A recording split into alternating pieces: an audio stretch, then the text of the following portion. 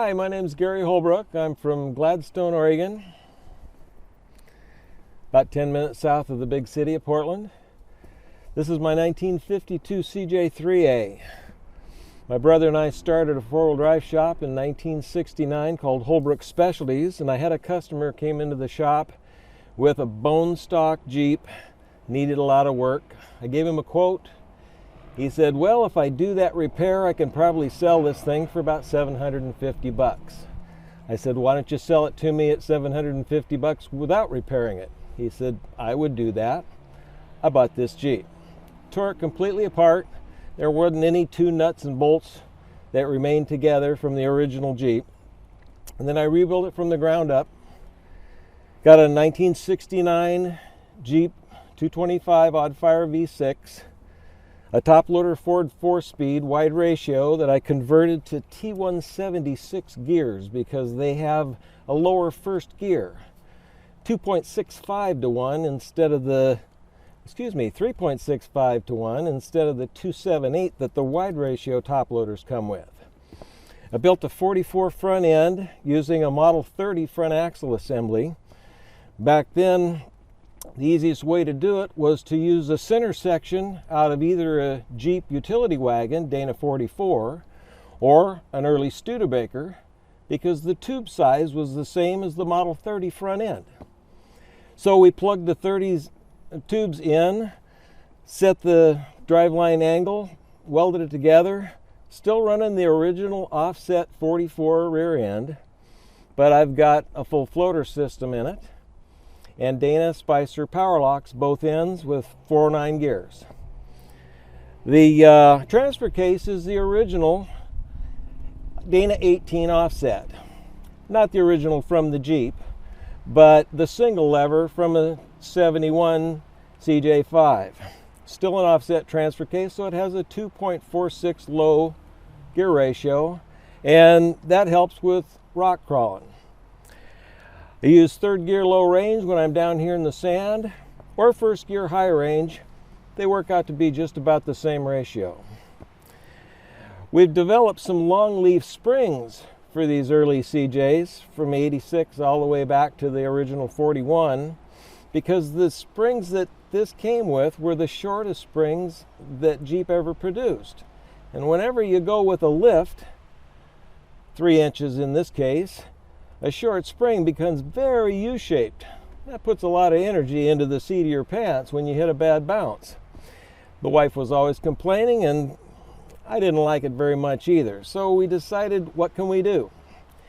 Well, we figured that if we made an asymmetrical spring that's longer towards the middle of the Jeep, so that the wheelbase remains the same distance from the axle to the shackles, front and rear, the added length is all toward the middle. Extra length, more flex, more articulation, better ride. Worked out very well. We sell those out of our shop in Gladstone, and have sent those all over the world, actually. I think the farthest was a set we sent to Perth, Australia for a CJ7.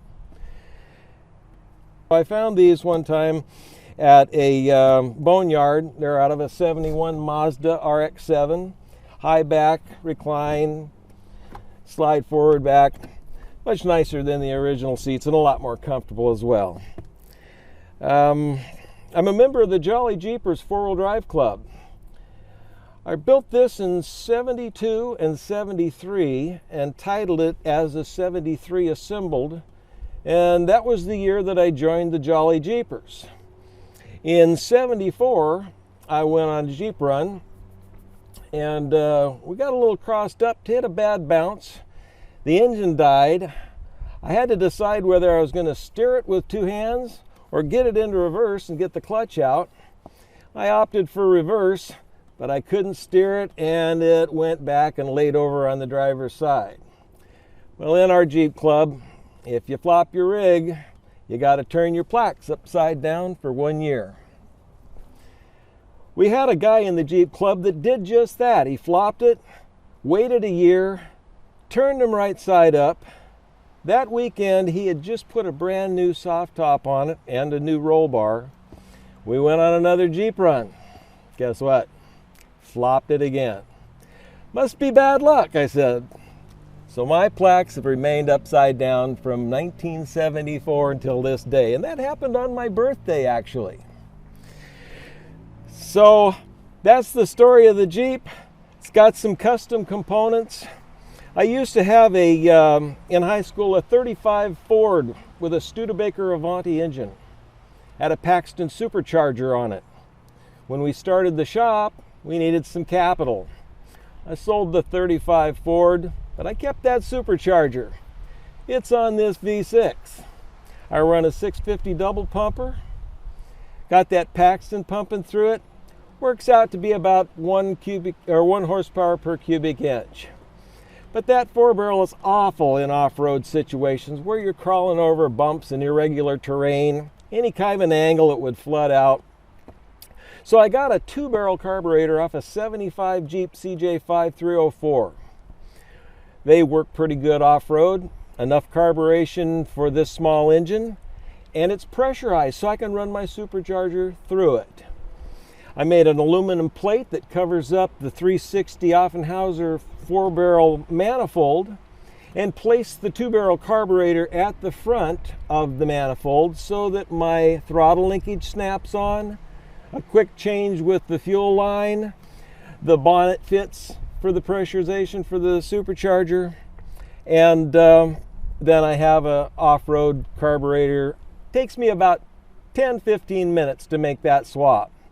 2-barrel works a lot better on steep terrain, up and down, side to side, bounces. That's what I use when we go on our Jolly Jeepers run every July. Our club puts on a 4-wheel drive event, family event. We want the mom and the kids to show up. We take groups through the woods, usually 10, 12 vehicles per group, and we guide them through the Tillamook State Forest, through sometimes irregular terrain, sometimes rough, sometimes easy. There's always a bypass. If a guy's a little white knuckle about trying something different, we can send him out to the road. Tell him, come out there, we'll be out that way 100 yards down the hill, and you can meet back up with us. We put that on every year. I think we've done it for 25 or 30 years now. And it's a great event. It's called the Back to Basics Tour. You can learn more about it at jollyjeepers.org. And we've got it coming up this July, usually the 3rd weekend in July. So if you're interested, feel free. Any 4-wheel drive, has to be street legal, however. We feed you dinner Saturday night. We give away door prizes Saturday night. Usually the grand prize is a Warn winch donated by Warn Industries. They've helped us out with that for a number of years. Sunday morning, you get up, we feed you breakfast. Send you out on the trails for another 6-8 hours on Sunday. We abbreviate the Sunday run so you can get back to camp, break camp, and then we get to do the final cleanup. So we leave the area cleaner than it was when we all arrived. So if you're interested, again, it's jollyjeepers.org. And love to see you there. Family fun event. No racing, no hurry, just have a good time. When I was in high school, Friday and Saturday, we did the regular rounds to the local hamburger stand. In Portland, it was called Yaws. All the fast cars would drive around Yaws, trying to pick up girls. If you couldn't pick up girls, you pulled into a parking lot and talked about horsepower. Whenever a new rig would run by, one of the guys would say, "Man, that is a boss ride." Or another guy would say, "That thing is really, really cool." Or "That one is bad." Once in a while you hear a guy say, "Yeah, he is one mean Jose." Well, I thought, Jose, that sounds a little Spanish, so I changed it to Juan Mean Jose. And that's how it got its name.